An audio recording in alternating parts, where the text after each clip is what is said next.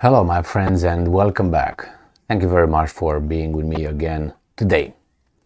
Well, it seems like the Ukrainians finally started digging trenches west of Bakhmut in case they will retreat. Well, I think they could have started doing that a while ago when I think Bakhmut already was undefensible. And I think all Bakhmut and attacking a city like Bakhmut and others that will come, and Mariupol in the past, remember last year in May and April, I think they were useless attacks and loss of lives. Why? They should have designated those cities as open cities and avoid destruction. Right now they're defending a ghost town which has no importance as a city in a way of defending what? What are you defending over there? The civilians within the city limits? What do you think will happen? The guys will blow the out of you. And that's exactly what happened, unfortunately. And since that was a decision made by the defenders of Ukraine, a lot of people died on both sides, and a lot of parents cried for that. Excluding, or how should I put it, not taking into consideration the fact that so many Ukrainians were displaced, and that town, I don't think, if ever, will be rebuilt unless the Americans are going to come with their helpful Marshall Plan number 2, if you know what I mean, which will not happen. That's my prediction.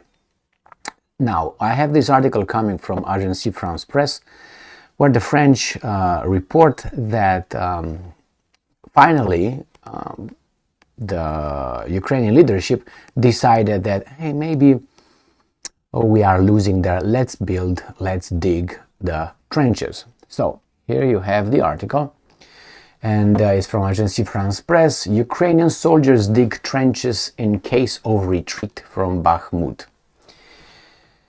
A shovel and a blue bucket in hand, the Ukrainian soldier climbs out of the trench he was digging, which would be part of the new defense line if Bakhmut fell to Russian forces. I think that's an imminent situation. So after around 9 months of fierce combat, Russian troops, including Wagner paramilitary fighters, see, now they call them paramilitary fighters, no mercenaries so far, hold about 2/3 of the eastern city. Prigozhin, the boss of Wagner, reported they have more than 80% conquered under their control. The day before, I think it was Pushilin saying that actually they have 75. So in one day from 75 got to over 80. Kiev is preparing for an eventual loss of Bakhmut, which it fears could put other cities in the Donbas region, including Slovyansk and Kramatorsk, closer to Moscow's reach. And I'm quoting, "We are on the second line of defense. That's where our guys would take position if the enemy launched a massive assault," end quote, explained 23-year-old Sergeant Andriy. So each trench is made for 8 soldiers, Andriy said. The small section of about 100 meters, 330 feet, interconnect to form longer defense lines.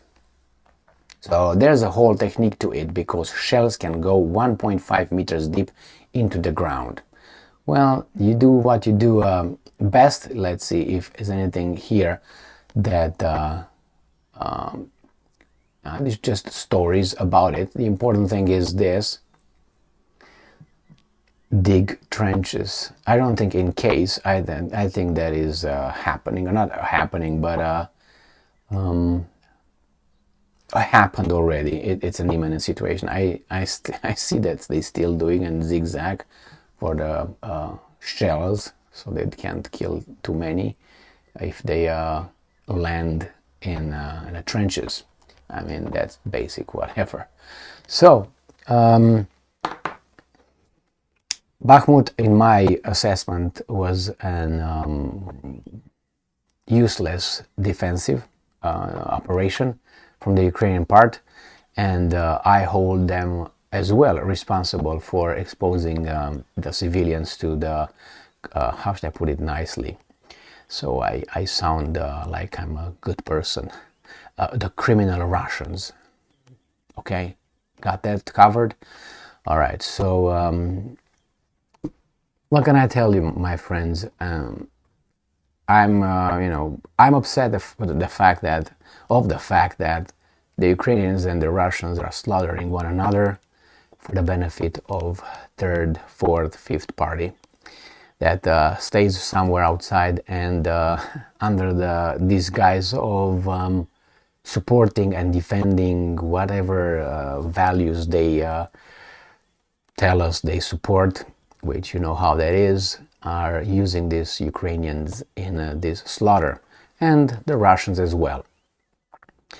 I'm expecting that, not expecting, but it's very possible and probable that after Ukraine will how should I put it, will be decimated, those guys over there, they will move on to the next host to plunder or to eradicate, which I think is Poland.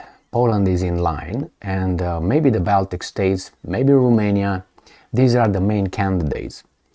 If things happen as they want in the country of Georgia, which is a regime change now, they got the third step 3 of their diplomatic efforts, which is first is threats, second blackmail, third regime change, fourth outright bombardment. This is the Zimbabwe from across Atlantic's diplomatic toolbox. They have only these 4 options. They do not know to negotiate, use their brain, flair, and others. No, they're just, as I said, threats, blackmail, regime change, and attack, military attack. If that succeeds over there, the third regime change in Georgia, that could also open a new front. They will always use others in order to reach their goals, which is a technique that people, are used by, hey, I'm going to give you this information, hey, you're under attack, do this bidding for me. And that usually works out when you have the right people in the right positions. After you overthrow a legitimate government in 2014, and then you invite your masters to help you defend yourself from the evil, whomever the evil might be at that point. It's unfortunate, but it's worked like this, and it's working like this, and will work like this, because that's how we are.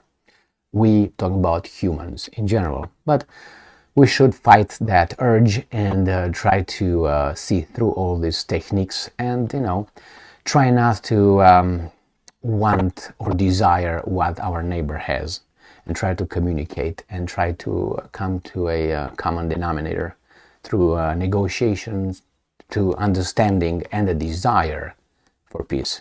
But it's hard to want that when you have the power, because it's easier to take it with strength than use your neurons in order to, and your heart, in order to communicate with fellow humans. Thank you very much for being with me again today. Stay strong, stay smart, look for the truth, and be just.